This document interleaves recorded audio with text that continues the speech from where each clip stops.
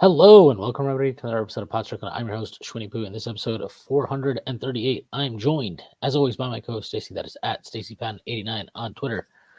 Stacy, how you doing on this gloomy Tuesday morning? Cold, man. All bundled up. Yep, it's getting to be that time of the year. We're not here to talk about the weather, though. We're here to talk about the Knicks, who lost a basketball game yesterday to the Cleveland Cavaliers. We'll talk about that and more. But before we do that, I should make a few announcements. First, that Strickland has a YouTube channel where you may be watching this podcast. If you are and you have not done so already, please hit like, subscribe to the channel, leave us a comment. That'd be a huge help to us. The Strickland also has merchandise, which you can find on our website at www.thestrick.land. There's a link that'll take you to the merchandise store. You can find all kinds of cool stuff on there, like t-shirts, sweatshirts, hats, coffee mugs, water bottles, you name it, we've got it. The Strickland also has a Patreon, which you can subscribe to. There are a number of different tiers. There's a $6 tier that gets you access to There's a $6 tier that gets you access to Pod Strickland, this podcast that I host every Friday at the price. You also get access to Takes from Obvious Bozos, a podcast hosted by Andrew Steele, a.k.a. Doug, along with Zach Blatter, and you get access to the Strickland Discord of the Conversation Never Stops. There are further tiers, and $9 tier that gets you access to Strictly NFL, our podcast that is hosted by Konstantin Metrikos and Desmond Novak, and which, you guessed it, is about the NFL. You also get access to wonderful premium articles by Matthew Marino, one of the best in the business. There are further tiers. There's a $15 tier, $30 tier, $50 tier, and a $100 tier. That's with a variety of additional benefits, like listening in on pod recordings, merchandise discounts, and even potentially hosting a podcast alongside yours truly one day, whether you choose to subscribe or not. None of this would be possible without you, and none of this would be possible without BetOnline. Basketball fans, it's that time of the year again. The NBA is back from opening tip-off to buzzer beaters. BetOnline has you covered with the best odds, biggest promotions, and live in-game betting on all your favorite teams. This season, every game matters. BetOnline is every stat, matchup breakdown, and live odds to bet on during game. And it's not just the NBA. BetOnline has odds on everything from football, MLB playoffs, NHL to political props. Head to the website today to get in on the action with America's most trusted site for online wagering. BetOnline. The game starts here. So the Knicks lost to the Cleveland Cavaliers yesterday, 110-104. They blow a 13-point lead that they had with about, 4 minutes left in the third quarter. They blow that in the next 6 minutes of game time. Could not corral the Cavaliers down the stretch of this game and ultimately lose 110-104. They did win in dominant fashion on Friday against the Indiana Pacers. But one thing is for sure, and I think this is now, it is a trend that has existed. I think in preseason it existed a bit, although not as extreme. But in their games so far this season, the Knicks, they've not shot many threes. They're not shooting enough threes. They're getting outshot significantly from the three-point line, and I'm talking about volume, not just percentage. The Knicks collectively have shot 65 threes as a team, I believe. No, sorry, that's wrong. They shot 30 against Boston. They shot 27 against the Pacers on Friday. And yesterday, they shot a grand total of 28. So 28 plus 27 is 55, plus 30 is 85. So they're shooting 80. They've shot 85 times from the three-point line. Their opponents have shot 127.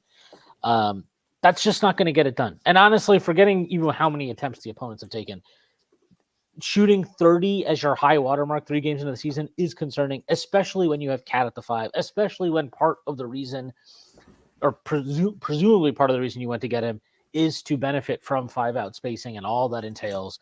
And quite frankly, like, KAT is any volume he takes from threes an improvement over what you were getting the past, however many years from the center's position. And especially over the last 2. And the Knicks were a pretty high volume 3-point shooting team the last few years. They have been since Tibbs has come in, other than his first year. The next 3 years they've been 10th in 3-point attempt rate. So, Tibbs even was asked about it after the game. He talked about, we need to make better decisions when we get into the paint, and that's a big part of it. I agree with that. But I also think there's just stuff that they're not executing on. And honestly, there's just a lot of there's not a lot of good flow offensively at times to generate those shots. Some of that is on players and some of that is schematic. So I don't know. Like I'm not gonna. I think it's still too early to start like freaking out about this, but this has to change.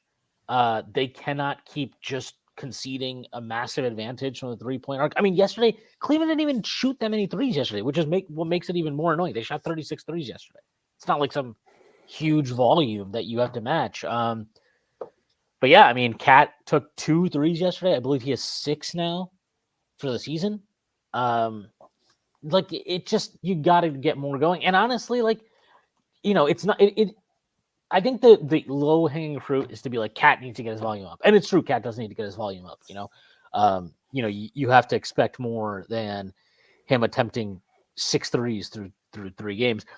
But if you really want to put like hang it on a specific like player or whatever, like I think like Brunson's not shooting enough. OG and Mikal Bridges, those 2 guys are perfecting the art of the Courtney Lee, which is pump faking on a 3 and then dribbling into a mid-range pull-up. Like these guys have got to pull the trigger. They have to pull the trigger on these shots. Like you cannot keep saying you're hunting for like. First of all, if you're hunting for a great shot, then fucking get a great shot.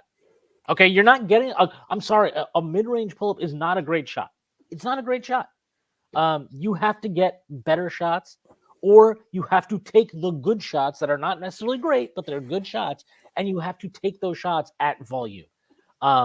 It is on again. Tibbs has to drive this home, but it's also on players to execute. I mean, again, like I keep going. I've gone back to this a few times, but like Brunson had a wide open corner 3 in the first game against Boston. He pump fakes for no fucking reason. Then he takes a sidestep, can't get that shot off, and then he passes it back to like I forgot who the fuck it was, probably Bridges or something for a worse shot. And it's like these are these are just dumb decisions. Okay, these are just bad decisions. And then you've got like players. I didn't clip the play because I just don't really want to. But campaign yesterday, he had back-to-back possessions in the third quarter. One, he takes this god-awful fucking runner driving to his right, fading to the baseline that he bricks. It's like a 10-foot runner, bricks that. Then the next possession, literally the next possession, he takes a mid-range pull-up about 7 seconds in the shot clock after not passing to anybody. These are just bad possessions. That's a bad possession. Those are 2 straight horrible possessions. And then the next possession down, Deuce brings the ball up. He runs a pick and roll. The Cavs effectively switch it. So Mobley trails him out to the perimeter, and Deuce just takes a pull-up 3 over him. So that's 3 straight 0-pass possessions. Like, this is the stuff that, 1, indicates to me that they're not all on the same page yet. And 2, that there are guys that are fundamentally not understanding what – like, at least Deuce's shot was a 3. At least that shit was a 3. But you can't just campaign cannot be given the fucking green light to take mid-range pull-ups when he's on the fucking floor with Mikal Bridges and Karl-Anthony Towns. Like, that's fucking horseshit. I'm sorry. Like, you can't have that. That should never happen. It definitely shouldn't happen on back-to-back possessions. And this is a microcosm of what we're seeing. I also think Jalen Brunson, 4 shots. I only watched honestly, I only watched from the Knicks blowing the lead portion of the game.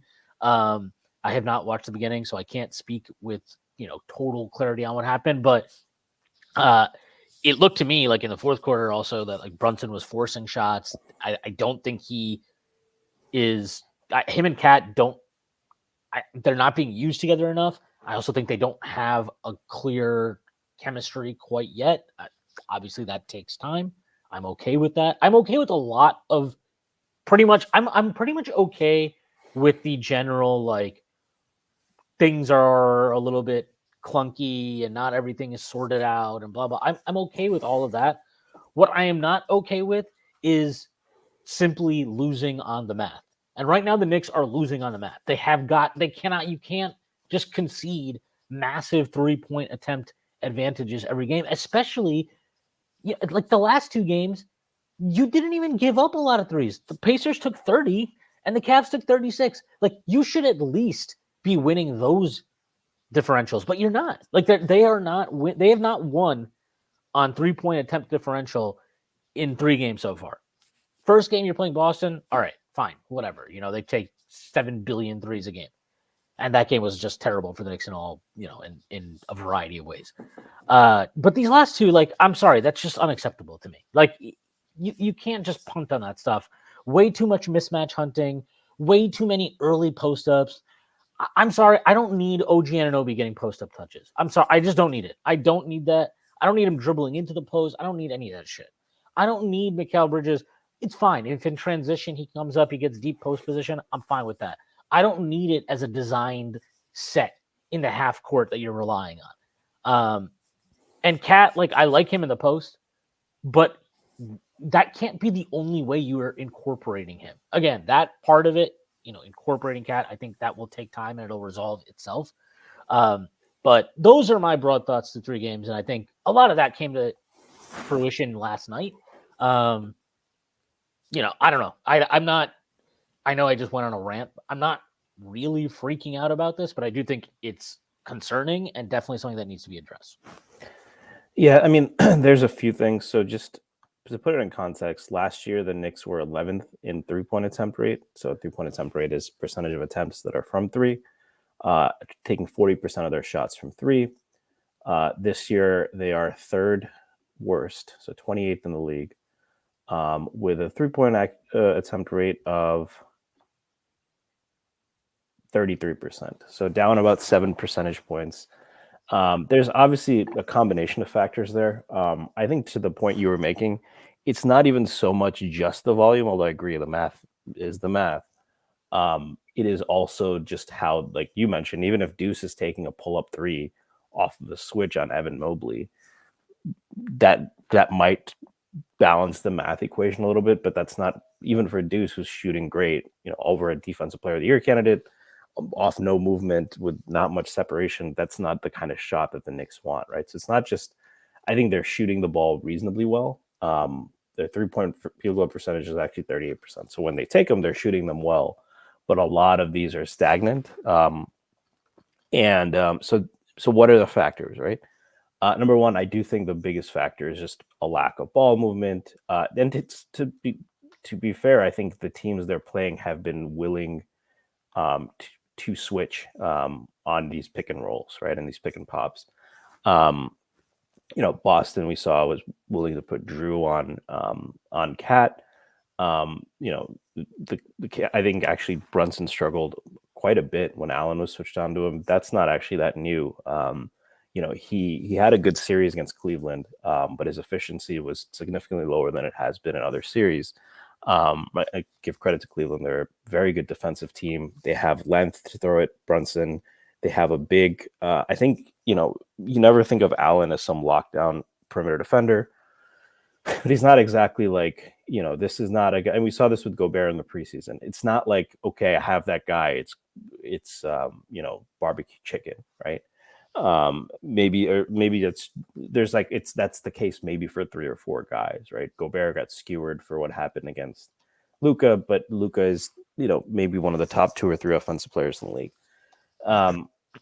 So they've had teams defend them differently. The other thing is, I don't think this has ever been they had a high 3-point attempt rate, but this hasn't been I think they're trying to do this a little bit more now, but this has never been a team where it's ping, ping, swing, swing, right? Like the ball is just flying around the perimeter. People are constantly moving. And that's what's generating threes. The way you see with Boston, that's a little bit of a stylistic change. This is still a team that generates threes by getting into the paint and then shooting to an open guy, maybe making 1 or 2 extra passes or attacking the closeout. And it's a little bit of a shift in mindset because, part of what kept that 3-point attempt rate up last year was they had a guy who was taking 16 3-points per 100 in Dante. And I don't think it was so much that the Knicks were running stuff for him. I think it's just that he can shoot from anywhere, and he's going to the shots that for others are like, oh, maybe I'll pump fake and go. For him, it's just let it fly. They don't have that anymore. The closest thing they have to that really is Deuce. So it's a combination of those things. And yes, it's tough, to be fair, it's tough to expect, a bunch of new players to immediately gel and be able to pass the ball. I actually thought early in the game they were overpassing. And it's not even egregious things, but KAT gets the ball in good position. He's being a little ambitious with some of his passes. He threw a nice one on a backdoor to Jalen Brunson. It was very tight space, and Brunson stepped out of bounds, right? It's like if you're KAT, sometimes just score the ball, right? Or you don't have to make that pass. I think, Brunson, they've oftentimes Hart is the guy who's open. And when you can see Brunson maybe having a good shot, he drives and then it ends up in Hart's hands. I actually think Hart played reasonably well yesterday. But that's not an optimal thing. So that kind of calculus also has to change a little bit in their heads. But I do think I'll come back to this. I just have barely seen much pick and pop with KAT. We've played Horford, Allen, and Gobert. Those are all guys that you want having to make that decision to guard KAT out front. Posting up is less than ideal, but they have KAT doing that a lot more. He's still getting points, but there's very little they're running for him. Someone is positive that they actually really want to test out this OG as the third option. For what it's worth, I do think that mid-range pull-up has become a good weapon that you want in the playoffs, but you're not seeing. I mean, in the preseason, you saw it. They were spamming that KAT Brunson pick and roll. I just haven't seen it much, and maybe just because of the switches, I'm not noticing. I've seen them run it with Bridges, but Bridges is not a very good passer, and that's, I think, the last thing is the ball is coming out of Brunson's hands a lot. And I'm not even saying that Dante was some crazy good playmaker, but it is a noticeable difference the number of times that Bridges or OG will miss like a wide open Brunson in the corner or a wide open KAT. So for having the ball in their hands as much as they do, they need to improve there. But it's a combination of things. And I also think the last thing I'll say is it came to a head yesterday because I think their game plan against Indiana, like I don't mind them not taking a lot of threes against Indiana because the fact is they can get whatever they want inside. For that matter, that was the case against Boston too. I also think you can control the pace against Indiana by going inside, which is its own different kind of tactical choice. So the Indiana one, I'm with you. I don't. It doesn't. That one is like one where I'm like, all right, I can understand the math. And the Boston game is just fucking weird. So I don't even know what to take. Yeah, and they still had an effective. That offense is 1.24 points per possession is most of the time good enough to win, right? Against that specific team, you need to adapt, but especially against this team, this is where the kind of offensive philosophy just really hit a wall in that second half. We saw the same thing. Like the Knicks did not; they won the series 4-1, but that was largely on the strength of offensive rebounding and strong defense, right? But we forget Cleveland is a pretty good rebounding team. When you're throwing out Karl Anthony Towns and Jericho Sims, even Hukporti, who I thought had some really good minutes, you are not throwing out Mitchell Robinson, and they still have Jared Allen, and Mobley has improved. And so the Knicks didn't win the 3-point battle. Maybe you're okay with that in the past, but in this game, you're not going to be able to dominate on the glass the same way. In fact, you're probably going to give up a lot of offensive rebounds. In the first half, the Knicks got, I think, 11 offensive rebounds. So they were still able to make that part of the equation work a little bit on their end. But the Cavs do two things really well. They are good at cleaning up. If they're not facing Mitchell Robinson, they're good at cleaning up the defense, their own side of the defensive glass. And they're good at protecting the paint. They have 2 7-footers who are really good rim protectors. And the Knicks kept attacking there. And that's where the water really dried up. And I just think, and Brunson, early in the game, he was too passive. Late in the game, he was forcing up a lot of stuff. He's also not getting foul calls. Last year, his free throw attempt rate was 0.3. This year, it's down to 0.25. I'm not complaining about it, but he has to adapt to the fact that because I think on all 3 games, I think someone was saying, in the strict court, other teams are getting lots of foul calls. That might be true across the league, but you have to play the way your game is being officiated. And on both sides, I think the Knicks have been able to get away with a lot of contact too. I'm sure Mitchell, Garland were upset with calls they didn't get. You have to adapt. And right now, Brunson is kind of still focused on that mid-range and the paint game. When for a variety of reasons, they need to figure out how to get that volume up. Those are literally rookie Brunson numbers right now that he's throwing up from 3. He's got to pump those numbers up. Yeah, I mean, he just got to take more pull-ups. I'm sorry. Like, I understand he wants to get into the paint, and yeah, there's some stuff where he's like, trying to draw fouls, but he's maybe not getting the calls that I was accustomed to getting last year. I don't know. Whatever the fuck the case is, that's just not enough. Like 3.7 attempts per game from three through 3 games. You said that like Trump. 3.7 attempts per game. It's ridiculous. It is ridiculous, though. I mean, this is fucking worse than this is the lowest it's been in New York. It's just come on, like you got to get these numbers up, and this is not. I don't know, man. Like with him and Bridges, especially those two, really like. Come on, like enough with the fucking pump fake driving. Like shoot the fucking ball, shoot the fucking 3. It's not that like with Bridges. Do you think it's partly maybe the shot stuff that he's? I don't care what it is. We gave up fucking 5 first-round picks for the guy. I can expect him to shoot fucking 3s, and his shot looks fine. His shot looks fine now. We all had an existential crisis through the first 2.5 fucking quarters of the Boston game, and guess what? Since then, it's been fine. It's been fine. What did he shoot yesterday from 3? 1 for 4. He went 2 of 3 against Indiana, and I think he went 2 for 5 against Boston. I don't know. That all seems fine to me. Shoot the fucking ball. Shoot the 3. Shoot the 3.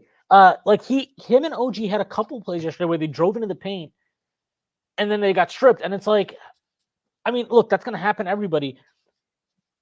Make better decisions. There are times to drive in, and there are times to not. And I said this before the game. I thought the Knicks were going to lose this game. And I thought the Knicks were going to lose this game very specifically because they are not taking 3s. They refuse to take 3s, and they keep driving into the paint, and they're not even getting all the way to the paint half the time. They're taking mid-range shots, right? So it's like you got to make better decisions. You got to clean that up. That has to be driven home to them. Take the 3. Take the 3. Take the 3. Take the 3. Like, this is not that complicated. Because this is not to me, yes, I think Tibbs absolutely has to do more to create 3s. Brunson has 1 catch and shoot 3-point opportunity on the entire season. That came in the first possession of the game against Indiana. He missed it. And we saw last year after Randall went down that his catch and shoot volume from 3 went down significantly as well. A lot of that is about personnel, but you also have, again, coaching is about manufacturing the most ideal opportunities as you can. That will be limited by personnel. Like, yes, you can create more catch and shoot opportunities for Brunson if you have Julius Randle, right? That we know that. But you have to find ways to adapt. He's not low. He's no longer here. He is a Minnesota Timberwolf. So it's on the Knicks to figure that out. And it's on Tibbs to figure that out. And it's on the players to figure all this stuff out. Like I don't think that it's any one thing or any one player or coach or whatever that needs to figure it out. It's a collective thing that they all got to figure out together. And I appreciate that KAT was not on the roster, obviously, until a week into training camp, really, is when he first started getting incorporated. They had they played 4 preseason games because one of them they all sat. You've played 3 regular season games. It's not a lot of time. And I think and all against playoff teams from last year, right? So yeah. And I think there are obvious teething issues. That is obviously something that will need to change. But, I don't know. I just, it's frustrating to watch in real time as like they're developing this stuff. And, again, I have been constantly harping on this. Tibbs team start slowly. I do not expect this team to be running and gunning through the first quarter of the season. I think after about 20 games is when they should be in much better shape as a collective group, and I expect them to take off then.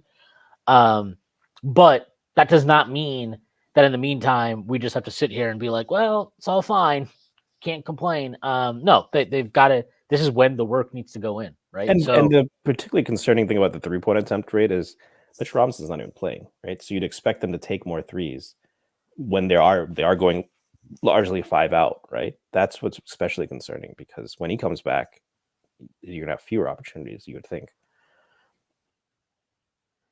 So, sorry, say that again. Like the last part of it.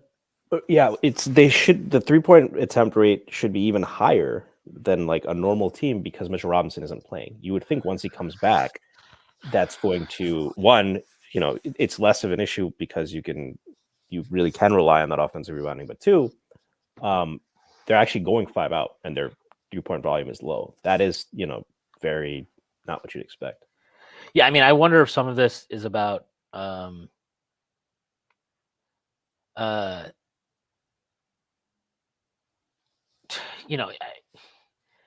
I wonder if they're just more used. Like, look, they've played at least Brunson. He has played in next to a rim running center now for 2 years in a row. Obviously, Hart has been here for a long portion of that as well. OG was here last year when we didn't have a 5 out option, and he didn't really play 5 out in Toronto ever either. So it's something about, maybe they're getting adjusted to that. And I also do wonder if there's some element of like, is it maybe easier to get KAT shots from 3 at the 4 because at the 4 he's more of like, he's not going to be used as the primary role man. And so if Mitch is rolling down the paint and teams are tagging off of KAT, if his man is the low man, then maybe you can get more easy shots for him. In general, though, I think you don't need him to play the 4 to do that, right? Like, I think we should see a lot more of using kind of Mikal Bridges as the role man, or OG, or obviously Josh Hart, who we talked about this prior to the season. That's kind of like one of the best ways to use him in this lineup, where theoretically you should have everybody else should be able to shoot. So I think there's a lot of stuff they need to work on and get down. And I think, look, you see it on possessions, right? Where like they bring the ball up the floor and Brunson's pointing to one guy who doesn't, maybe he wants him to come screen, or he's pointing to him to go someplace. So they're not like totally organized. I think their spacing has not been great. Like, there are possessions where Brunson gets into the paint, or whoever gets into the paint, and they're looking to kick out. And yeah, they have a kick out pass, but it'll be like one guy in the corner and there's a guy maybe right like 6-7 feet away from him, above the break. That's not great spacing. You're not really stressing the off-ball defense there. You're almost allowing them to guard 2 with 1. If the help comes into if Brunson draws help into the paint. So this is the type of stuff that speaks to me about like they need time to play together and kind of understand where each other is going to be and where that should inform where they are individually and all this type of stuff. But it's obviously frustrating in the meantime. Yeah, I mean, I think it's also, it's definitely that. I think in general, the way they've approached this 5 out thing is we should be able to win any one-on-one matchup, and Tibbs sees that as opportunities to get to the rim, right? So by using KAT as a decoy, he's taking away the rim protector. Whereas, like, to the point I made earlier, when you run a pick and pop with him and Brunson, if they just switch it, I would like Brunson to, if they're switching Darius Garland on a KAT, you probably should go for that instead of trying to take Allen, and Brunson's decision making left a lot to be desired. But we've seen that he's had games like that in the past. That, to me, it was, the 3-point thing is a concern, but I'm less worried about that. I just think philosophically they've thought of this 5 out thing as an opportunity to get rim attempts. They're 20th in rim attempts, by the way. So it's not working out the way you'd expect there. But I also just think in general, I do think comfort will help. I think one thing that does worry me is that they clearly are trying to make this happen, especially after last year. They don't want to be as heliocentric, I think. And the ball is ending up in Bridges and OG's hands a lot. And while they're both skilled, they can get to the rim. They can hit tough shots, especially from the mid-range. I've been actually impressed with their shot-making ability. They're not great passers. They're not great decision makers necessarily. That will have to improve because I think the Knicks clearly are going to rely on them for some ancillary playmaking so that Brunson doesn't have to do it all again. And I think as KAT gets more, like, the things I'm least worried about, one, just Brunson shot distribution. I think that we've seen him have bad games. He always bounces back. So I'm less worried about that. I'm incrementally less worried about utilizing KAT properly. You see this anytime a team acquires a star. Incorporating them in the offense takes time. It always does when you have kind of those guys with a varied skill set. To KAT's credit, he's worked to be active on the offensive glass. He's found opportunities and he's been aggressive. I don't think it's situation with that, but the offense has just gone away from him a lot more than I think it will. I'm less worried about that, but I do worry about the decision yesterday. Hart, I think, is a better decision maker than those two. He had some horrible turnovers, just trying to drive into traffic with no plan. And he'd either get stripped. There was a lot. They got stripped a lot. I think you have to, especially when defenses don't have to close out as hard because they don't know you're going to shoot. They're going to be more ready for those things. And give the Cavs credit. Mobley and Okoro are playmakers on defense, but in general, those ancillary guys making the kind of decisions that can get the ball moving and generate those threes, to me, that's the biggest worry. And as much as chemistry will help, OG and Bridges have not been those guys for most of their career. No, I mean, I agree. One thing I will say, I think Bridges passing it's not amazing or anything. He's not like some amazing creator, but I think you can see how him as like the third option, if that's his role, I think his passing is pretty solid in that capacity. He also seems to be, I don't want to say the most unselfish. He seems to be actually what I would say is, I know I ranted about he needs to take more threes, but what I would say is, to me, it's funny because he got off probably the shittiest start of like anybody on this team this year. But to me right now, he looks like he's the most comfortable in his role. And that's very encouraging to me because I don't even think we still haven't really we haven't had anybody score 30 yet. Right. And we have guys obviously that can score 30 in a game. That's pretty. When's the last time Brunson went 3 games without scoring 30? We have to probably go pretty deep into last season, right? Yeah, I mean, I would imagine. There's definitely a way to pull it up. Last time, I don't know. I don't think in the playoffs he ever didn't score 30 3 times in a row. Last time he went 3 games without scoring 30 was back in March. In March, he had a stretch where he scored 26, 17, 28, 26 in 4 straight games. They were all wins, and 2 of them were blowouts, so he didn't play that much. The last time, which does apply to one of these games, right? So yeah, for sure. He probably could have gone for 30 in that Boston game pretty easily if he played more. And at the Indiana, so yeah. So whatever. Anyway, I am encouraged by the Mikal Bridges thing. The OG stuff. OG is just, dude. He's got to do less. I need him to simplify his decision making. Like, shoot threes. If you can't shoot a 3, move the ball. Or if you're gonna put the ball on the deck, be sure that you can get into all the way to the rim. And he's just way too many mid-range shots with him. Why is this a thing? This should not be a thing where he's taking a shit ton of mid-range shots. It's way too much right now. I'm just looking at his numbers right now. And so far, he is taking 34.4% of his shots to the rim, which is good. It's not where it was earlier in his career, but it's better than what it was in Toronto. He's taking 12.5% of his shots from 3 to 10 feet, 9.4% of his shots, which would be a career high, from 10 to 16 feet, and 6.3% of his shots from 16 feet out to the 3-point line with a long 2. That would be the second highest mark of his career. To be fair, he's shooting really well from 64% of the rim, 75% 3 to 10, 67 10 to 16. Hasn't made any long 2s from 16, but that's a small part of his shot. So he is shooting well on those 2s in the mid range and at the rim. Yeah, but I need him to take more 3s, and he should take more 3s because he's been a good 3-point shooter over the course of his career. It's also, I would imagine, his turnovers are up. Yeah, I mean, he's taken 12 threes through fucking 3 games. What are we doing here? No, take more, dude. What the fuck?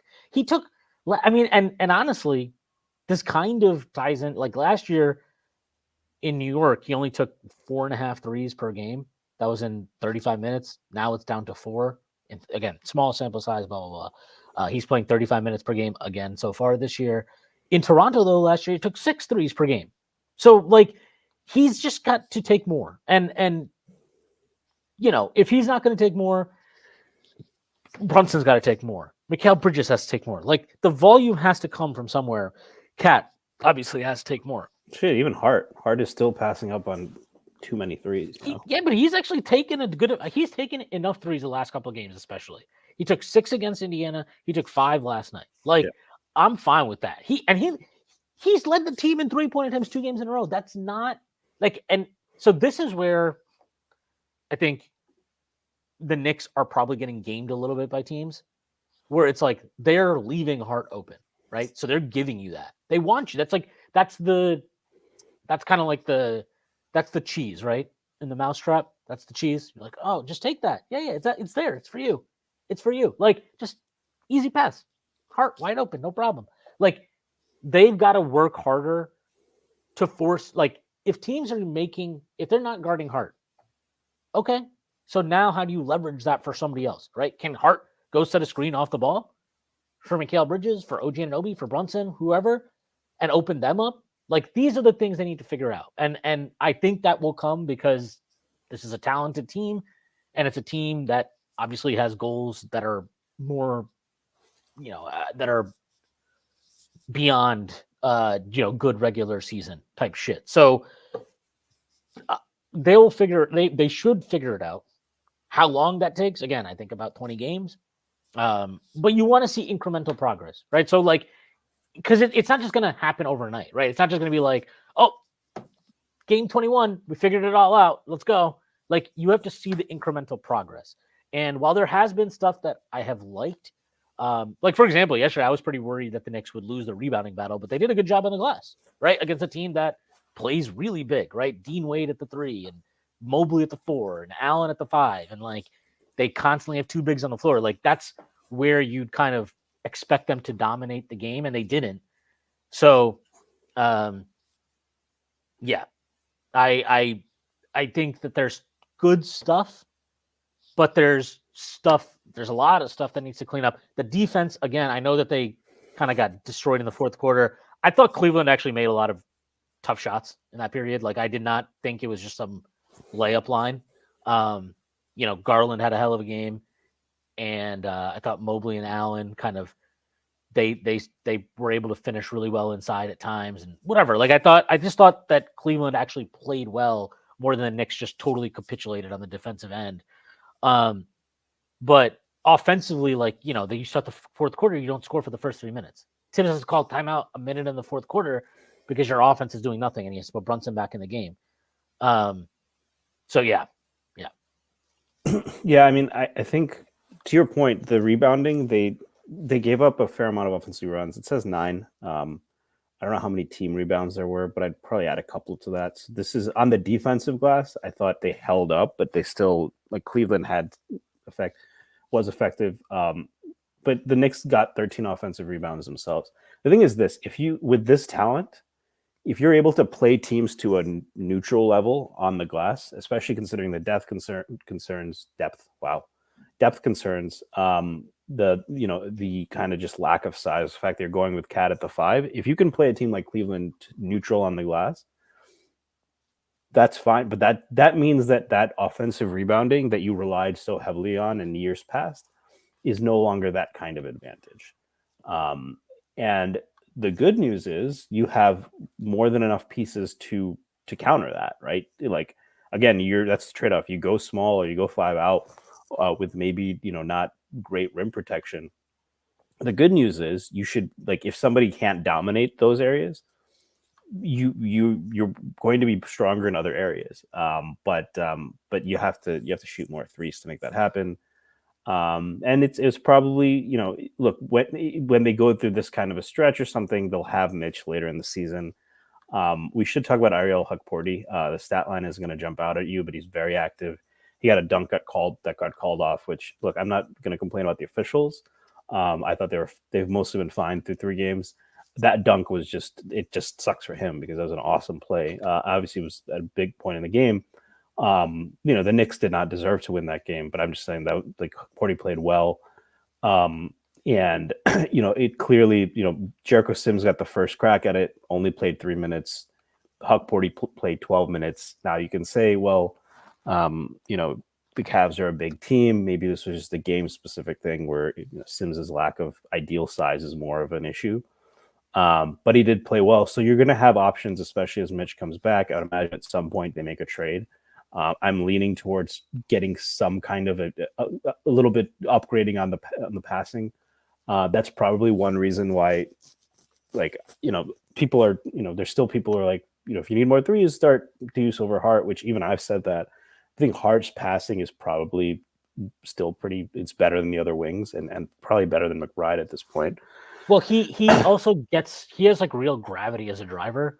Like he collapses the paint a bit. So when he had 5 turnovers yesterday, it was annoying. But to your point, yeah, there's more, and he keeps his head up when he dribbles, right? McBride, when he goes in, is just head down. It's that pull up where he's nothing, right? So, well, he's very much looking. McBride is looking to score, and he's obviously open to scoring in the mid range, whereas like Hart is trying to get to the rim, right? And I think teams are cognizant of that. And he plays with force; he can finish through contact.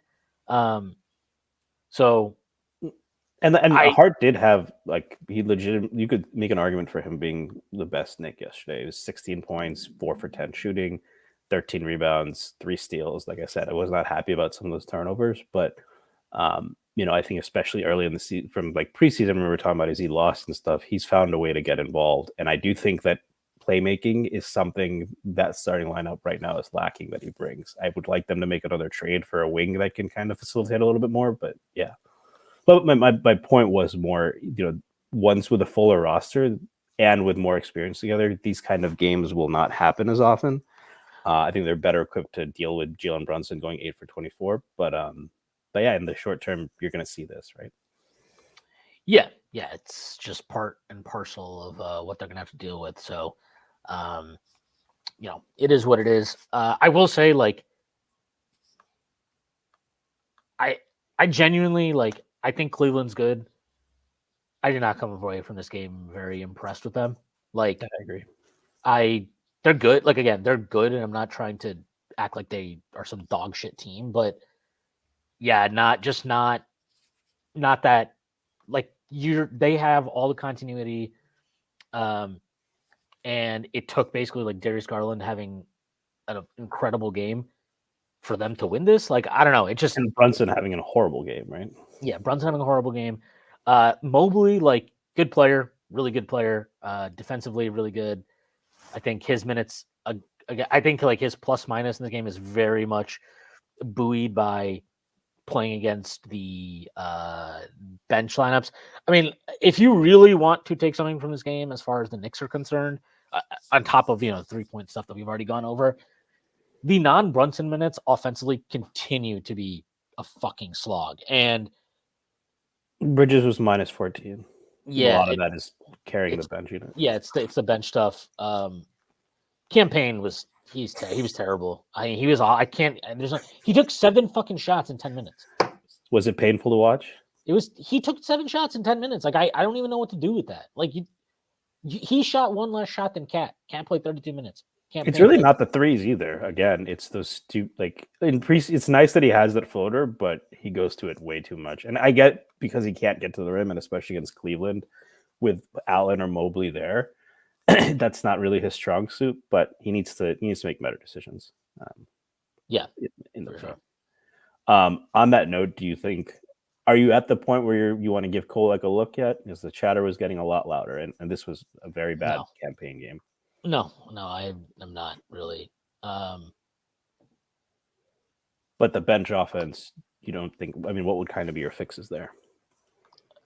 I just think you have to tell him to fucking relax. I mean, I would like to get him off the ball more. Like, I get he's the point guard.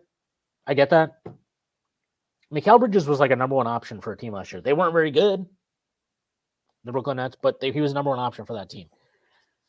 I think you can have him be the number 1 option with that bench unit. Like, Campaign is a higher usage right now than anybody else in the rotation other than Jalen Brunson. That's a fact. That's a real fact. The only other player that has a higher usage than him is Tyler Kolek, who's played absolute garbage 10 minutes, which mean nothing. I'm going to pull it up right now because I was looking at this this morning as I was watching the end of this Knicks game from last night. So, granted, Campaign has only played 53 minutes, and nobody's played a ton of minutes yet, right? Bridges has played the most at 108. By the way, Bridges, 66.4 true shooting. That'll play just fine in New York. Here's the usage right now. Brunson, 33.9, way too high. Campaign, 24.2, way too high. Josh Hart, 21.4. I'm not even going to say that's too high, just probably a little bit out of whack. Mikal Bridges, 19.3. KAT, 19.2. Miles McBride, 18.6. OG Anunoby, 16. To your point about OG, like maybe his volume isn't that much of a problem because he's just not shooting that much to begin with. His efficiency has been pretty bad, mostly because his 3-point shot has not fallen so far. 48.2 true shooting for OG. Not that worried about that. But he's shooting 17% from three. He's actually shooting well inside the arc. So yeah, 2 for 12 from 3 so far for OG. But like, come on, man. Campaign, 24.2 usage. What the fuck are we doing? There should never be a time Campaign is the number one option in your offense. And right now, every time he comes in with the bench, because I'm not sure exactly what his instructions are, it seems like he's got the green light. He's just taking a lot of shots. I mean, he had a possession the last game against Indiana, which fucking infuriated me. Absolutely fucking pissed me off. He took a 3 when he had Bridges, like a contested 3, as he had Bridges coming off of a screen at the top of the key, wide, fucking butt naked ass open. Like it was like, it was like the Giants defense last night, just getting destroyed. Like he was that open. It was ridiculous. And like it wouldn't bother me so much if it was just like isolated incident. But he's just way too aggressive when he comes in. And we know Tibbs wants his point guards to be aggressive, which is fine within reason. But your offense cannot become the campaign show for any stretch of time. It should never be the campaign show. I don't care if he plays 5 minutes, 10 minutes, 15 minutes, 20 minutes. Doesn't matter. It should never be the campaign show. And on this team, with this roster, with the options available, with the guys he's on the floor with, it definitely shouldn't be. It should never be the thing, right? Bridges is fully capable of, hey, we need you to be the man on offense for what? Basically, you're talking about like 7 minutes a half, basically, right? Like Brunson sits. He can do that. That's fine. Like, let him do that. Let him do that. And doing that does not entail purely just like, okay, campaign, bring the ball up and let's have Mikal run around 50 screens and try to free him up. Like, put the fucking ball in his hands.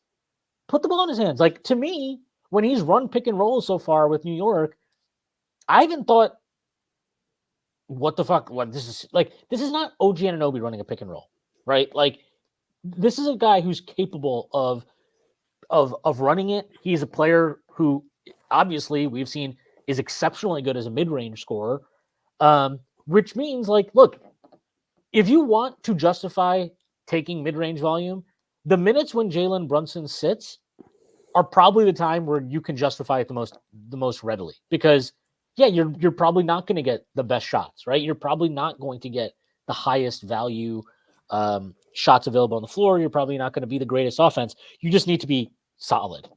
And I think an avenue to solid is purely just taking a lot of this campaign stuff off of him and giving it to Mikal Bridges, who, in my opinion, definitely needs to get more.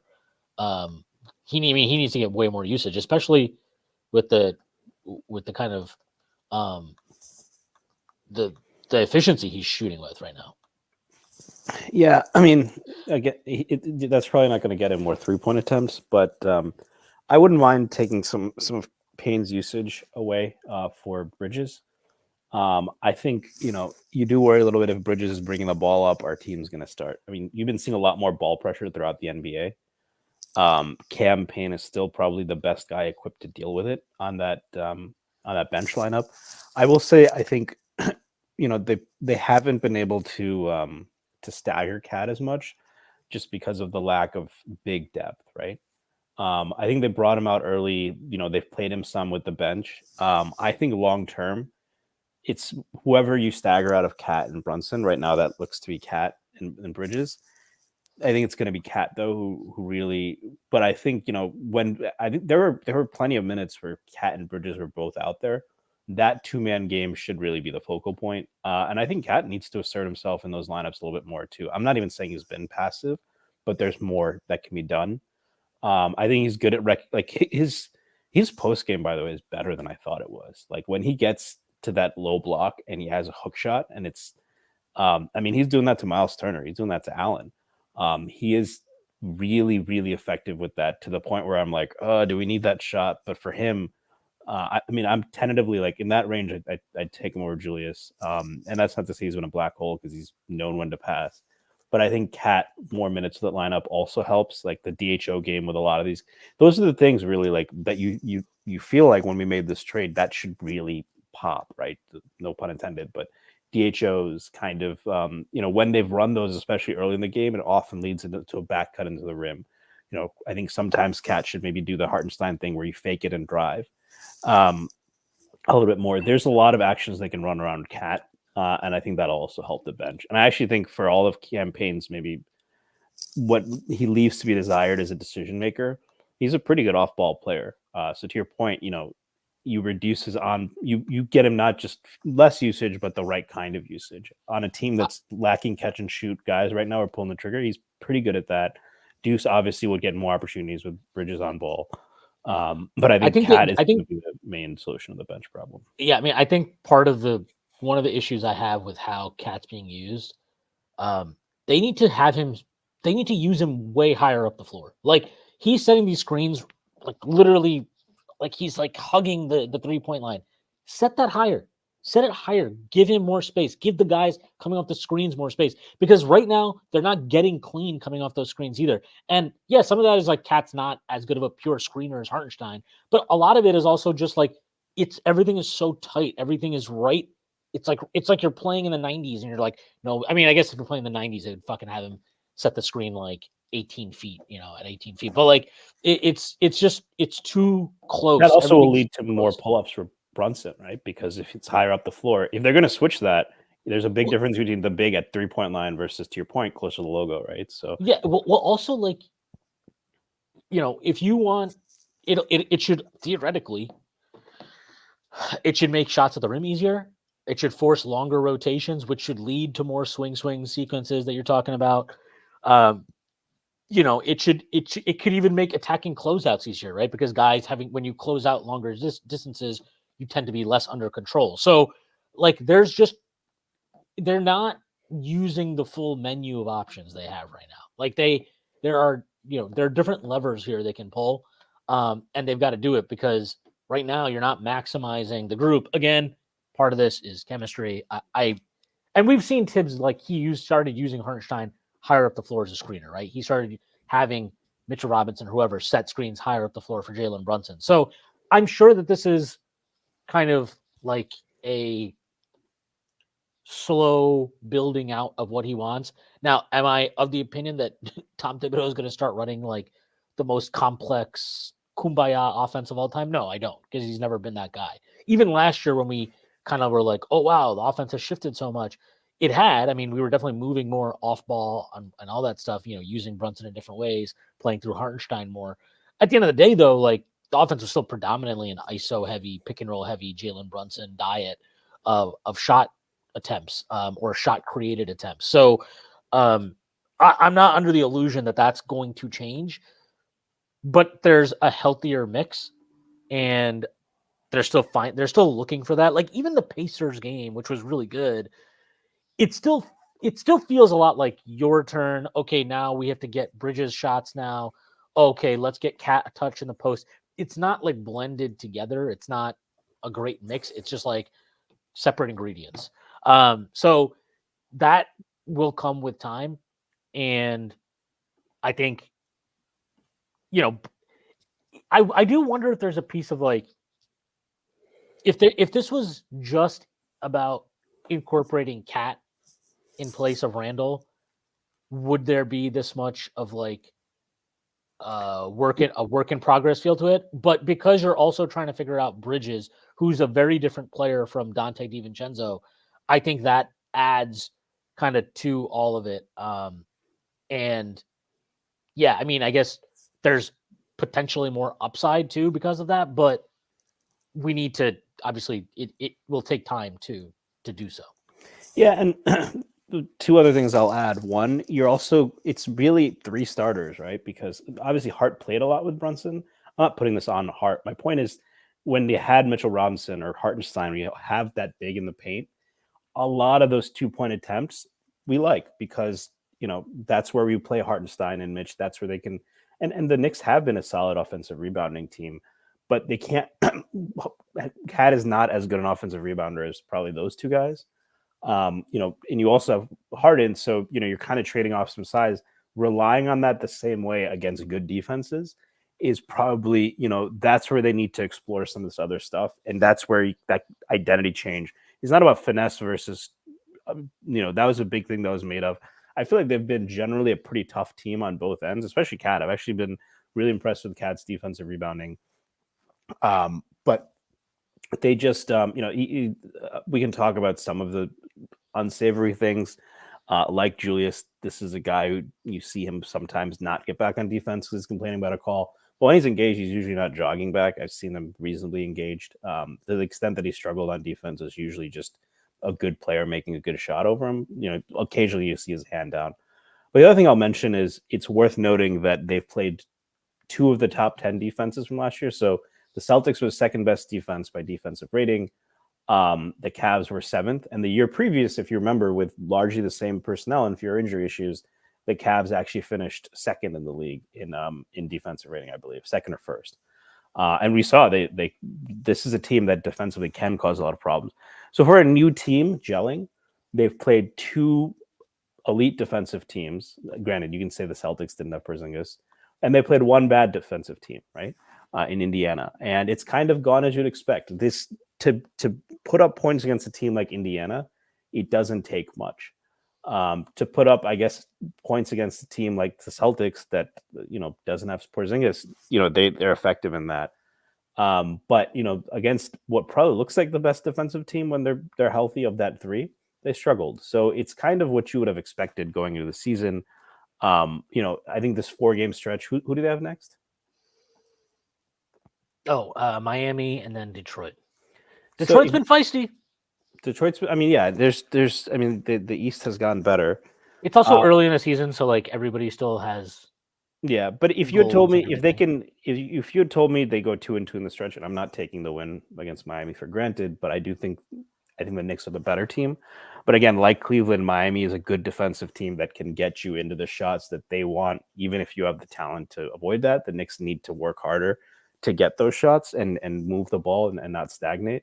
And Miami's the kind of team you can fall in that trap. But they were close game in the 4th quarter where the Cavs got hot from being 2-1 right now. If you had told me before the season they start this stretch, with so many injuries, Precious and Mitch out 2-2, in the way it's happened, I generally would have taken it, right? And I think of the things that they are right now going through, more than the lack of threes, it's just the lack of ball movement and how stagnant they can get. That is concerning. And I feel like against most teams, especially defenses that are as good as the Cavs or Celtics, that won't be an issue. But again, those are the teams we're going to be trying to beat at the end of the season. So you want to make sure you root that out early.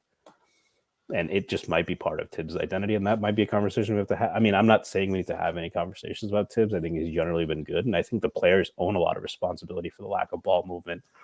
But ultimately, if that's what dooms us against Boston or Cleveland, the stakes are pretty high this year. This is not we're happy to get their year anymore. Yeah, for sure. I'm just looking at box scores from last night. RJ Barrett had a very RJ Barrett game yesterday, gotta say. Did you see the shot he took at the end of the game? No. They're down 2 in overtime, and he took a pull-up 3 with like 3 seconds left in transition, which is exactly the shot you want him to take, right? Well, he banked that in against Boston, right? It wasn't a pull-up 3, though. It was also banked in. RJ Barrett's greatest moment as a Knick. He had a dunk, I think, on somebody big. Did he? I don't care. I'm not even. It's just funny looking at box scores and you see like, oh, RJ Barrett 9 of 21, 20 points, 2 turnovers, 3 assists, 5 rebounds in 29 minutes. It's like a very RJ Barrett line, you know. Just, Oh, IQ still hurt. Look how they massacred my boy. I know, yeah, he's still hurt. But yeah, it's we'll see. There's a lot going on. I do think it's funny that Washington beat Atlanta yesterday, which is not Early great. season is wild, you know. Yeah, I mean, the early part of the regular season is always fun, just because you get all these weirdo results and people freak out. This is also why I'm like trying very hard not to get too crazy about how the Knicks look right now. Like we know this is a work in progress, and we know they have a lot to figure out. So Yeah, I remember when I was a kid, there was one year peak Jordan Bulls early in the season. They played Patino Celtics, and the Celtics beat them. And I was like, "Whoa, maybe this is the year the Celtics turn it around. Are the Bulls falling off?" And nope. that's what early season is when Rick Pitino can beat Michael Jordan. So yeah.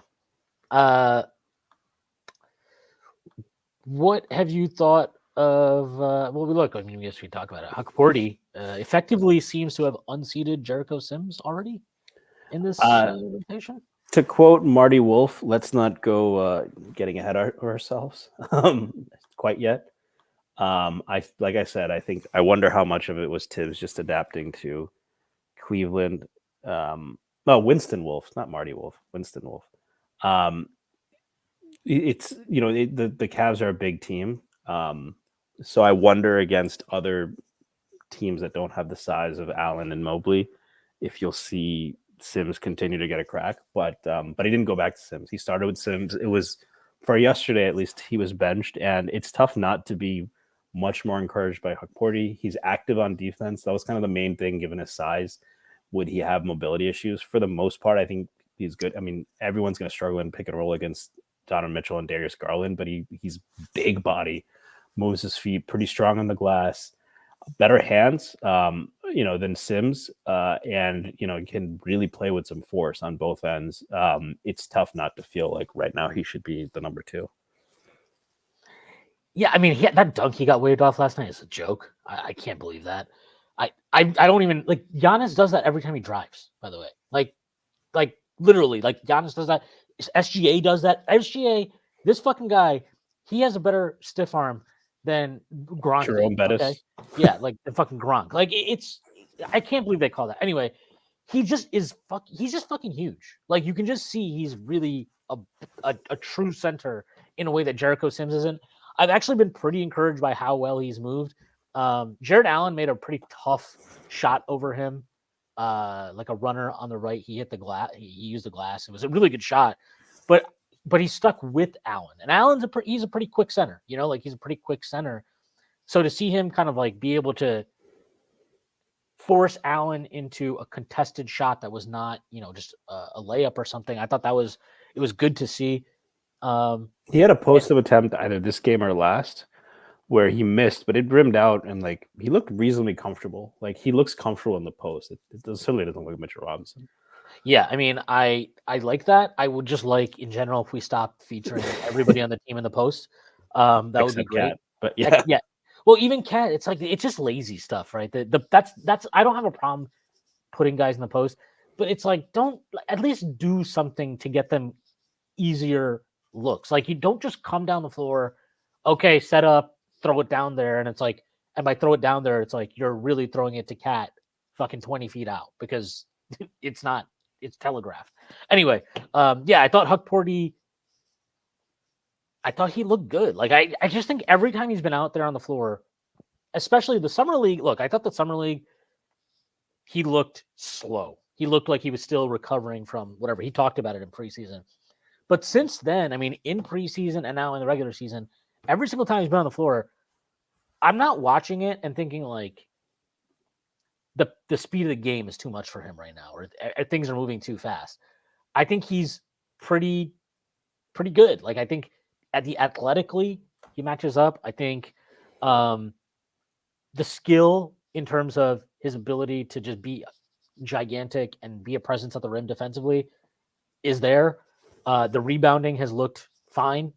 And the one thing that I think you can see that he's not totally comfortable with, and this makes sense, and this probably speaks to like some of the issues KAT's having too. When he's going to set screens, it doesn't seem like him and the ball handler are consistently on the same page. I think that's something that KAT's dealing with as well. So that's that will figure itself out over time. But we already have seen, him and Kolek have a pretty good natural understanding. We've seen what that looks like when he does set a good screen and how that opens things up. And he's got really good hands. Like that's the thing that has stood out to me when he does catch passes in the roll. You talked about this isn't Mitch. Like, yeah, this is not Mitch. Like he can really be a force and not just be a force, but he can really catch the ball in space and catch it cleanly, finish, or whatever. But like that ability to just catch the ball is so significant for big men in terms of unlocking what they can do as a roll man. And then obviously the defensive stuff and the rebounding. It's hard not to be encouraged. Also, like there are people that are clamoring for Tyler Kolek to immediately come in for campaign, which you touched upon earlier. I'm a little less like bullish on that. And part of the reason I'm less bullish on that is because I can't believe I'm saying this. I trust Tibbs. Like, I think his eval is pretty good. And the fact that he's already going to Hukporti over Sims almost lends me to believe that he just doesn't think Kolek is ready right now. And quite honestly, I buy that. Like, I don't think Kolek is ready right now. Defensively in particular, but even offensively, I think he's got to kind of get up to the speed of the game. When he came in garbage time against Indiana, he got ripped a couple of times, didn't look totally secure. So that's stuff he needs to figure out. And I'm not like, I still buy that Kolek will be a pretty solid pro for a long time. You just need to let him kind of ease himself in. Hukporti looks ready though, physically, speed of the game, all that stuff that I think Tibbs really cares about.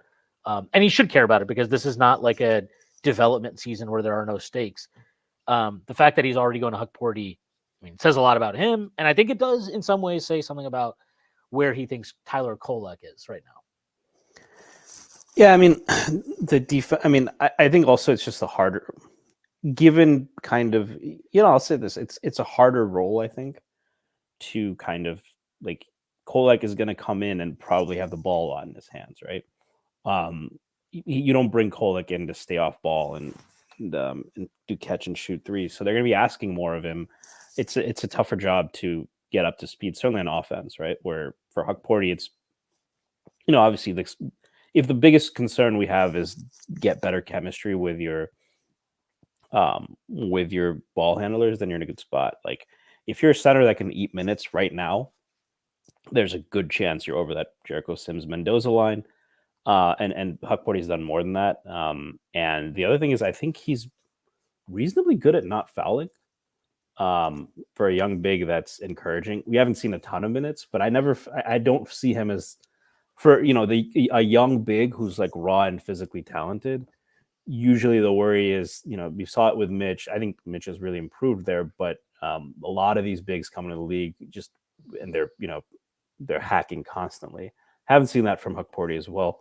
But I think that it's already kind of a little bit easier for a big to get on the floor. Listen, for guards, especially for Tibbs, it took Emmanuel quickly looking like a top 5 pick in that draft to get Tibbs to play him at all, period, over Austin Rivers, let alone Elf, right? And I think it's fair to say that Payne is better than both those guys. So, and we've seen him play well in the playoffs. So I don't know that this says as much about where Tibbs thinks Kolek is as the fact that the competition is good and it's a tough role. It's not something that you can just step in and immediately be good. Even though I think Kolek is as ready as most point guards you'll see out of the draft.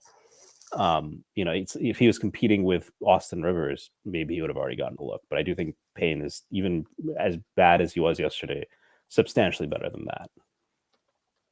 Yeah, for sure. Also, I think this is worth noting. This was like the first close game the Knicks have played. So for them to maybe not be totally comfortable down the stretch of that game on both sides of the ball isn't too surprising. You need to kind of like build those reps up and get that comfort level. So, credit to Cleveland.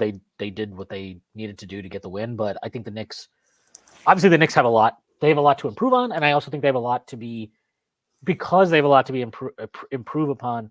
There's a lot to be encouraged by as a result. It's kind of how I think about it. So on that late game stuff, I mean, I think a lot of it comes down to Garland and Mitchell hit tough. Garland especially hit tough shots. Brunson missed, right? Some of it I think Knicks fans are just gonna have to get used to, though. Like Brunson is going to be taking the vast majority of shots at the end of the game, and if he misses, we're not going to win those games. That kind of we have to lock down. Maybe if you have Mitch, you can do better on defense. But I mean, do you see that changing with now the Knicks having more guys who can create? Do you think we should want that to change? Brunson basically being the guy down the stretch. No, like this heavy of the guy. Yeah, that the dosage of it should change, and also again, Brunson talked about it after the game too. Brunson also has to understand he's got more weapons around him, and not just weapons. Like because last year's team was talented, so I don't want to act like, oh my God, we're so much more talented now. But he's got weapons around him that don't need to be spoon fed, right? Like if you create an advantage for KAT, it doesn't need to be like, unless it's a wide open shot or an easy shot at the rim. That's the only time you can give it to him. No, like if he's got an advantage, rolling or at the elbow or whatever, like there's a variety of things, like just looking for him when he pops more, like all that stuff, you can trust him. And with Mikal, again, I've talked about this. We've talked about this. Dante, awesome 3-point shooter, the greenest of green lights, great quick trigger, all that stuff is real. But most of those shots, or a lot of them, were created in a lot of ways by Brunson and Hartenstein, for that matter, and Randall. Mikal doesn't need the same degree of creation. Like if you bend the defense and get it to him, Mikal is in a good spot. Like you don't need to create a clear-cut advantage, or hey, come here so I can run a dribble handoff for you and you can launch a three. Like he's got more to his game. So he's got to trust those guys too. And the more he trusts those guys, the more his life will get easier and he'll get better shots. Because right now he's not getting good shots. A lot of his shots are contested, especially inside the arc. And even his threes, we talked about, he's taking one catch and shoot three so far this year. That's not enough. Obviously, you want more. So there's a lot to work on. I think he will work on it, and I think it will get better. The end game stuff. So, all right. I mean, I think we touched upon mostly everything. Halliburton really fucking sucks, by the way, right now. He's terrible. Yeah. I mean, I think the Knicks actually did a very good job on him. I do think like the Pacers fans are not going to want to hear this, and maybe they have a right to be upset. But with that, but it's also they limited Halliburton to 7 threes, right? They weren't really. They gave him a couple open ones that he probably is going to hit whenever he gets out of this funk, if he gets out of this funk. But I was impressed, especially given how much the Knicks struggled on defense. Obviously, they're injured, but even the first couple of games, the Pacers pose a lot of problems for you on defense. I really was encouraged by a lot of what I saw from Bridges, from OG, from KAT. I thought Deuce looked a lot better on defense. They turned off McConnell's water, which a lot of people were like, he's not a star player. He's a guy who killed the Knicks, and I thought. I did think that was encouraging. They looked a lot better on defense against Indiana. Maybe Indiana's struggling. Maybe Halliburton is going through some shit, but I can't say I didn't enjoy it. Yeah. All right. Stacy, I know you need to get out of here. Let the people know where they can find you and plug anything you'd like to plug. You can find me at Stacy Patton 89. I'll plug all the great work at the Strickland. Awesome. I have nothing to plug personally, so I will also plug all the wonderful work at the Strickland. Prez did a really good video that everybody should check out on KAT as a defender. So you can find that on our YouTube channel. So Drew Steele, Doug, had an article on Brunson's defense as well, which got some interesting traffic. So yeah. All right. I hope everybody has a great week. Thank you to our sponsor, Bet Online. The Knicks play Wednesday. They also play Friday, so be on the lookout for that. Other than that, that's it. So again, everybody have a great week. Go Bills. Good luck to all the Jets fans. They play on Thursday. Can't be worse than what it was on Sunday. All right. That's it. That's our show for today. Again, hope everybody has a great week. And I will see you on Friday. Peace.